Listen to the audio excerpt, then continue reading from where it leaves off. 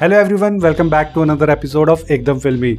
To help our videos reach more people, you don't need to buy fuel or gold. All you have to do is hit that subscribe button. It's completely free and the best part, you can officially do it while working from home. Today we need to talk about Pati Patni or Woh Doh. If I had to describe this movie in a single sentence, it would be this. It is a cinematic identity crisis that absolutely does not know what it wants to be. Between making tone-deaf jokes, attempting high-ground moral lectures, and completely butchering basic character development, this film is a chaotic, senseless ride. But before we get into the heavy stuff, let's break down exactly what went wrong and the very few things that actually went right. The identity crisis, hypocrisy, and LGBTQ+ representation. Let's start with the biggest, most glaring issue in the film. Its complete hypocrisy when it comes to social messaging. Pati Patni or Woh Doh is highly confusing, particularly in how it handles the LGBTQ+ community. For the first half of the film, it leans heavily into blatant homophobia for the sake of cheap gags. They introduce a forest constable character and give him the most ridiculously stereotypical, outdated mannerisms imaginable. I'm talking about the exact same caricature of a gay character we saw with the fielder in Pyar Kiya To Darna Kiya. That movie came out in 1998. It has been nearly 3 decades and somehow the writers in Bollywood are still stuck on the exact same page, using the exact same offensive tropes to mine a few cheap laughs from the audience. But here is where it gets infuriating. After spending the entire runtime making fun of this community for comedic relief, the film suddenly decides to take the moral high ground in the climax. Out of nowhere, it tries to deliver a preachy message about homophobia. It literally points fingers at the audience. The same audience it was just begging for laughs in a typical self-righteous Ayushmann Khurrana style monologue.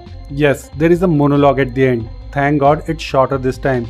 But the sheer audacity to use a marginalized community as the punchline of your joke only to turn around and preach about equality is baffling. It's insulting to the audience intelligence.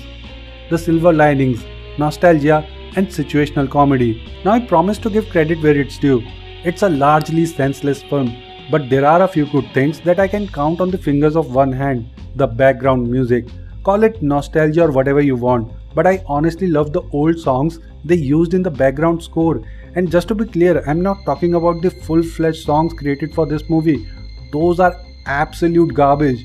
I'm talking about the strategic use of classic early 2000s music. Hearing the tracks from Tere Naam and the classic O Pappe Pyar Karke Pachtaya placed perfectly in the background genuinely brought a smile to my face. The placement of these nostalgic tracks was spot on and provided some much needed relief. Situational comedy. If you can somehow set aside the homophobic nature of the script, there are pockets of genuinely good situational comedy. The two actors who play the politicians' goons absolutely stole the show. Their comedic timing was brilliant and they were consistently funny whenever they were on screen. There is a sequence in the climax that genuinely gave me glimpses of the golden era of 2000s Bollywood comedy, the Priyadarshan era of masterpieces like Hera Fairy and Hangama. At one point there is pure unadulterated chaos on screen involving an accidentally fired gun and a swarm of bees entering the frame. It was building up to be hilarious classic climax. Unfortunately, they completely missed the train here. That was the exact moment they should have doubled down on the madness, but they faltered. The execution fell flat, and what could have been a legendary comedy sequence fizzled out. The performances, tolerable, terrible, and tone deaf. Let's talk about the acting, or in some cases, the complete lack thereof. Ayushmann, Khurrana, and Wamiqa Gabbi are somewhat tolerable. They do what they can with a heavily flawed script, but everyone else either has no idea how to act or is delivering a cringe-inducing performance. The Sara Ali Khan problem. After so many years of getting tortured by Bollywood casting, I have learned one undeniable truth. Sara Ali Khan cannot act to save her life. She is simply not made for this profession. It has been almost a decade since her debut and she still hasn't improved or learned a single thing about the craft. Watching her act on screen is like watching a buffalo sing. Frankly, a singing buffalo might actually be more entertaining and emotive. Forget about asking the theatres for a refund. The audience is going to need professional therapy after enduring her performance in this film. The Rakul Preet Singh dilemma. Then we have Rakul Preet Singh. She's beautiful. She's absolutely gorgeous. But unfortunately, this is where her contribution to the film ends. What in the world was that accent she was trying to pull off? It is constantly irritating and genuinely alarming to see how little effort these actors put into their roles. How difficult is it to nail a proper Uttar Pradesh accent? If the production team had just sent her to spend a single week in Prayagraj interacting with the locals, she would have naturally picked up the cadence and the dialect. But I guess doing the actual groundwork and putting in the effort is just too much to ask from them. The bigger picture, casteist politics and class stereotypes. Now let's dig into the bigger, more systematic problems with Pati Patni or Woh Doh. Even after receiving so much flack from the audience in recent years, Bollywood is still aggressively pushing caste politics. The core conflict of this film revolves around a UP politician who happens to be a Brahmin and who absolutely despises people from lower caste. The tension hinges on the threat that if he finds out his son is having an affair with a lower caste girl, he will kill her. His entire motto is दुश्मन किसी भी जात का हो पर दोस्त कभी नीची जात का नहीं होना चाहिए. The misrepresentation of the Varna system. Bollywood has always had this bizarre agenda against the Brahmin community, so this isn't exactly new. However, it completely ignores historical reality.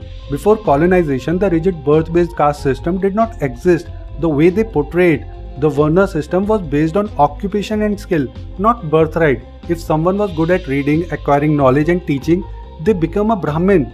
If a child excelled at Shastra Kala, they become a Shastriya, and so on. I'm not asking Bollywood's elite ecosystem to understand this deep historical nuance, because frankly they don't have the wisdom or the education to grasp it. What I'm asking for is for them to stop generalizing. They need to stop defaming and stereotyping the Brahmin community to create lazy one-dimensional villains, mocking the middle class. And it's not just the caste issue. These creators live in their own elite la-la land in Mumbai. To them, middle class people are nothing more than caricatures and jokers. Take the character of the Bua, played by Aisha Raza Mishra.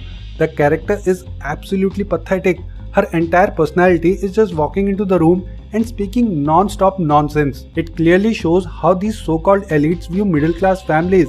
They look down upon the very audience that buy tickets to watch their films. Bizarre religious dialogues. To add to the confusion, there is a completely bizarre dialogue where a senior lawyer questions how another character can be a Hindu. The implication is baffling. The lawyer assumes the Bua is Muslim and questions how she could possibly be Hindu, indirectly bringing up the concept of interfaith marriage in the most convoluted way. Are they literally trying to say that a Muslim girl can't marry a Hindu guy, or that only Hindu girl can marry a Muslim guy and not vice versa? The dialogue is a jumbled, poorly written mess that leaves you scratching your head. Technical failures, the forest department subplot. Finally, we have to talk about the completely disjointed forest department subplot. Let's take the opening sequence as a prime example. Throughout the scene, I kept convincing myself this has to be a dream sequence because there is no way a professional film crew could shoot something this badly. The whole leopard CGI sequence was embarrassing, and later on when the wolf is introduced, man, it is just visually atrocious. The execution is so incredibly poor that you start to wonder where the budget actually went. I believe the creators must have thought they were making a cinematic masterpiece, when in reality all they made was an unwatchable disaster. When you look at this film from a wide angle, all you can see is a deeply confused, highly insensitive group of creators hiding behind the camera.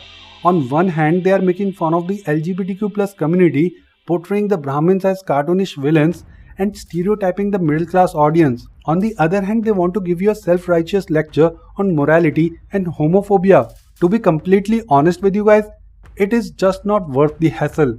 Going out in this scorching summer heat, driving to the theatre and paying hard-earned money for Pati Patni or Woh Doh is simply a bad choice. Save your time, save your money, and save your sanity. So those are my unfiltered thoughts on the film. What are your thoughts? Have you already seen the film, or are you still brave enough to go? Burn some fuel and watch it yourself. Let me know down below in the comments. If you enjoyed this review and want to see more, please hit that like button and subscribe to the channel. See you in the next one. Till then, hasta la vista baby.